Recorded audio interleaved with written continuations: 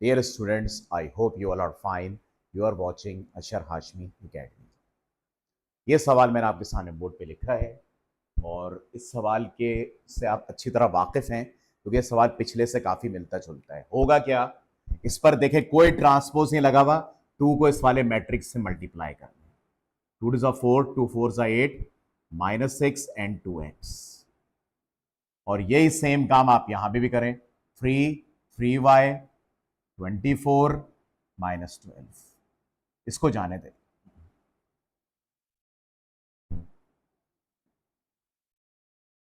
अब आप क्या करेंगे, पहले इनको प्लस करेंगे। मेक श्योर के इनका ऑर्डर सेम होना चाहिए, जो कि है भी 2/2। अब इसमें हम करते क्या है, 4 को 3 में प्लस करें 7, 8 को 3y में प्लस कर लें, -6 को जब 24 में करेंगे तो ये आएगा 18, 2x -12। आपको याद होगा जब हम इक्वल मैट्रिसेस कर रहे थे, जब दो मैट्रिक्स के दरमियान ये इक्वल टू या दीवार आ जाए तो समझ जाए दोनों मैट्रिक्स इक्वल हैं, मतलब उनका ऑर्डर भी सेम है और इसमें जो लिखा हुआ है वही चीज यहां लिखी हुई है। अब आप कह रहे होंगे सर कहां लिखा हुआ है, कहां एक जैसा लिखा हुआ है? तो आइए, जब तक एक्स वाई मालूम नहीं होगा कैसे पता लगा सकते हैं? तो अब जरा देखिएगा इसको करने का तरीका। 7 = 7, 18 = 18, आमने सामने वाले दीवार के बराबर होते हैं।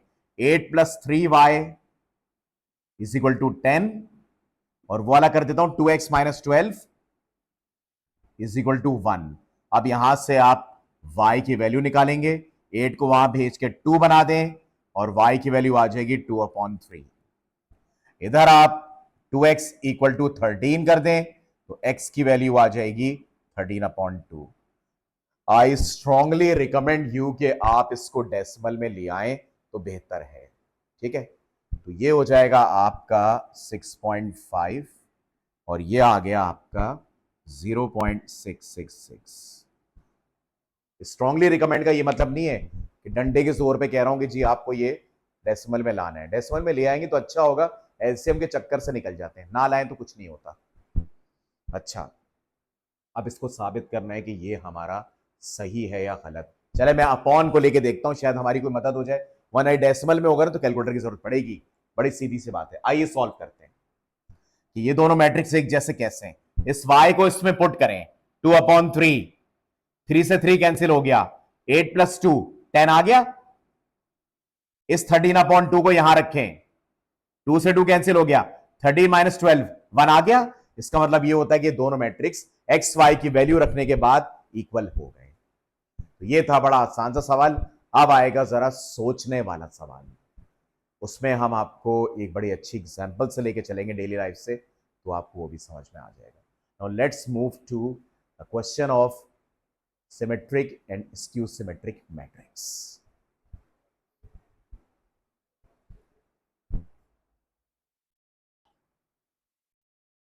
अच्छा, अब इस तरह ये सवाल देखिएगा कि ये सवाल कैसे सॉल्व होगा। देखिए इस सवाल में ऐसा कुछ भी नहीं है। आप पहले a + b निकाल लें, मैं कॉलम बना लेता हूं आपके लिए आसानी हो जाएगी। एक कॉलम में ये करता हूं, कुछ टीचर्स कॉलम बनवाते, मेजोरिटी कॉलम नहीं बनवाते, ठीक है। और एक कॉलम में मैं ये कर लेता हूं, देखता हूं दोनों का आंसर सेम आ रहा है कि नहीं। देखिए इसमें क्या होगा, पहले मैं क्या करूंगा, b लिखा,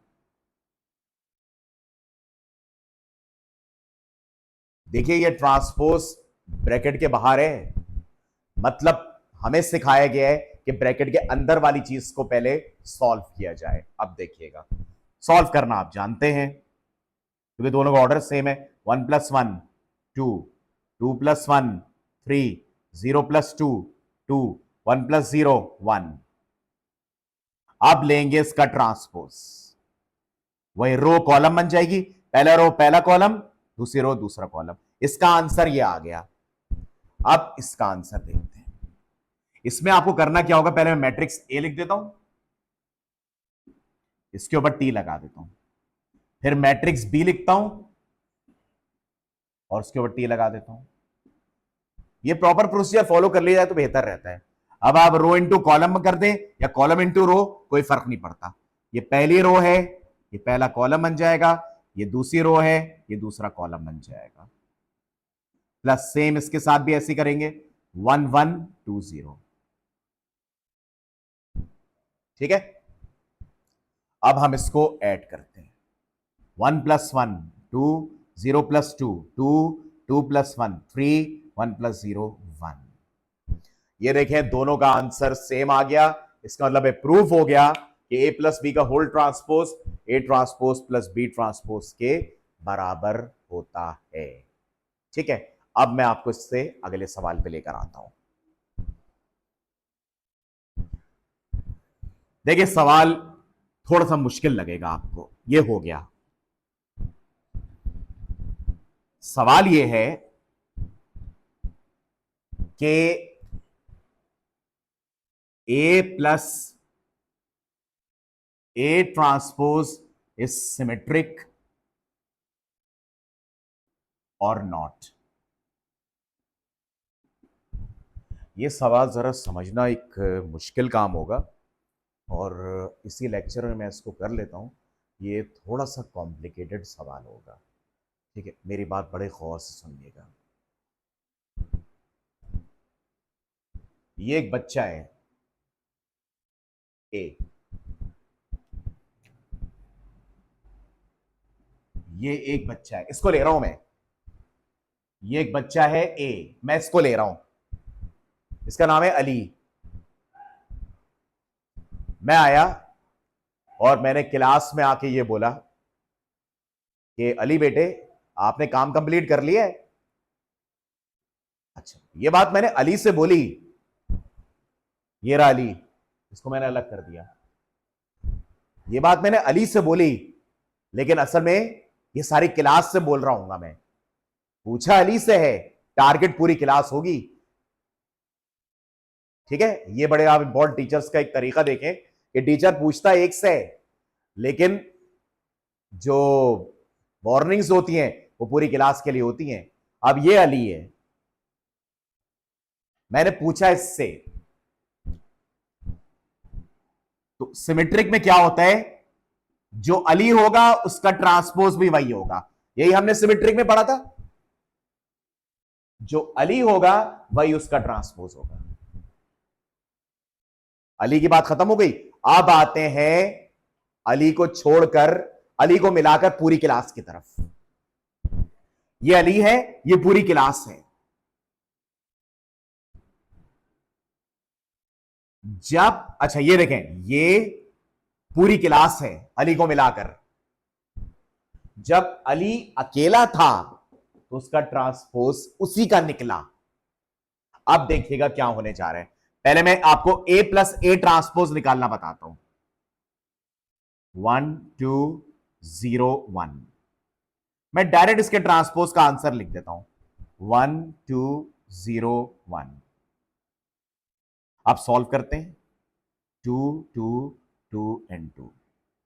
ये पूरी क्लास ये है। अली अकेला था, ट्रांसपोज उसी का निकला। अब ये पूरी क्लास है, वो ये है। तो बताइए फिर ये कौन होगा। इसकी जगह यहां क्या लिखूंगा, इसकी जगह लिखूंगा पूरी क्लास का ट्रांसपोज। ये सवाल इसीलिए मैं कह रहा था इतना सीधा नहीं है। सुने, ये अली था, अली अकेला था, ट्रांसपोज उसी का निकला। अब अली को मिलाकर पूरी क्लास है। ये आप देख रहे हैं, ये पूरा, वो असल में ये है, क्योंकि अली इस वक्त अकेला था, यहां पूरी क्लास आ गई, तो अब अली के ऊपर ट्रांसपोज लगा, अब के पूरी क्लास पे ट्रांसपोज लगेगा। ये मतलब है कहने का। आइए इसको सॉल्व करते हैं। A + A ट्रांसपोज, यहां सॉरी यहां आ गया, A + A ट्रांसपोज। तो A + A ट्रांसपोज का आंसर हम निकाल चुके हैं। ये आया था 2 2 2 2।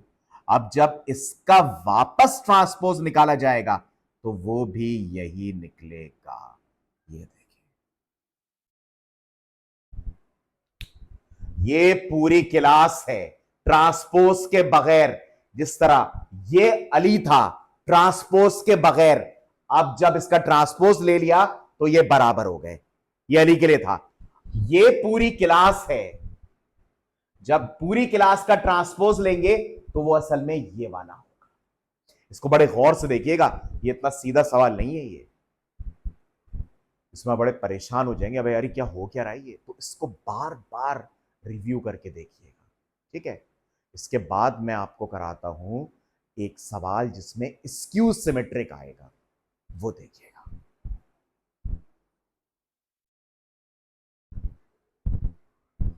देखते जाइएगा बस। ये हमारा लास्ट पार्ट होगा, फिर इंशाल्लाह हम मल्टीप्लीकेशन शुरू करेंगे। A minus A transpose is skew symmetric और नॉट।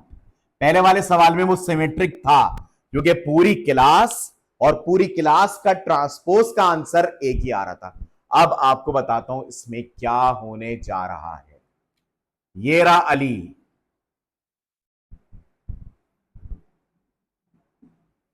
मैंने अली से आके पूछा, ये रहा अली, मैंने इससे पूछा आके एक बच्चे से, बेटा आपका काम कंप्लीट है? बोला जी सर। ठीक है, अब देखिएगा इसकी उस सिमेट्रिक में क्या होता है। जब मैं अली का ट्रांसपोज लूंगा और उसे माइनस से मल्टीप्लाई करूंगा तब वही आंसर आएगा जो अली खुद होगा। जब किसी मैट्रिक्स का ट्रांसपोज ले और उसे माइनस से मल्टीप्लाई करें तो तब वही आंसर आता है जो वो मैट्रिक्स खुद होता है। इसको स्क्यू सिमेट्रिक कहते हैं। अब बड़े गौर से सुनिएगा, अब बात हो रही है पूरी क्लास की, ये खाली बात हो रही थी सिर्फ अली की। तो देखिएगा A माइनस A ट्रांसपोज, यानी अब हम पूरी क्लास का, जैसे अली अकेला था तो वो ये था, अब पूरी क्लास आ गई है तो पहले मैं A लिखूंगा 1 2 0 1 माइनस A का ट्रांसपोज 1 2 0 1। अब जरा इसको सॉल्व करते हैं। 1 minus 2 minus 1, 2 minus 0 is 2, 0 minus 0 is 0। Let me check, कुछ maybe there is some problem. 1 2 sorry 1 2 1 minus 1, ये ट्रांसपोज में थोड़ी सी मुझसे गलती हो गई थी। 1 2 and 0 1, 1 minus 1, 2 minus 2 is 2, 0 minus 2 is minus 2 and 1 minus 1 is 0। ये पूरी क्लास आ गई, ये खाली अकेला था अली, वो ये था। अब पूरी क्लास ये है। अब मैं इसका लूंगा ट्रांसपोज, मतलब जब अली का ट्रांसपोज लिया तो ये था, अब मैं पूरी क्लास का ट्रांसपोज लेने जा रहा हूं, मतलब ऐसे। तो ये रहा, अब इसका हम ट्रांसपोज लेते हैं। जब आपने इसका ट्रांसपोज लिया तो ये आ गया। ये बराबर तो नहीं आ रहे ना। स्क्यू सिमेट्रिक में क्या होता है, खाली ट्रांसपोज लेना बराबर नहीं होता, पूरी क्लास के ट्रांसपोज को माइनस से मल्टीप्लाई कराना पड़ेगा। अब देखिएगा 0 2 माइनस 2 0। अब पता कीजिए कि पूरी क्लास का जो आंसर था वो उनके ट्रांसपोज निकालने के बाद जब माइनस से मल्टीप्लाई किया तो वही आ रहा है। दैट मीन्स कि ये दोनों बराबर हो गए। इस चीज को बड़े गौर से सुनिएगा, इसके लिए आपको सिमेट्रिक स्क्यू सिमेट्रिक को समझना पड़ेगा। और देखिए ये सवालात जो होते हैं ना, बाज होते हैं कि स्टूडेंट कहता है अरे यार समझ में आ गए, इसको बार बार रिव्यू करके देखिएगा, सॉर्ट आउट कीजिएगा कि कहा क्या जा रहा है, क्योंकि मेहनत इसी तरह ही होती है। जो लोग साइंटिस्ट बनते हैं, इंजीनियर, डॉक्टर बनते हैं, वो ये नहीं पढ़ते ये दवा जो है वो बन गई, या मैं जाके मरीज को दे दूं वो सही हुआ वरना गया। ठीक है, बात यहां पे ये होती है कि स्टडी किया जाता है कि उस दवा के कोई ऐसे डिसएडवांटेजेस ना हो, साइड इफेक्ट्स ना हो जिससे मरीज की जान चली जाए।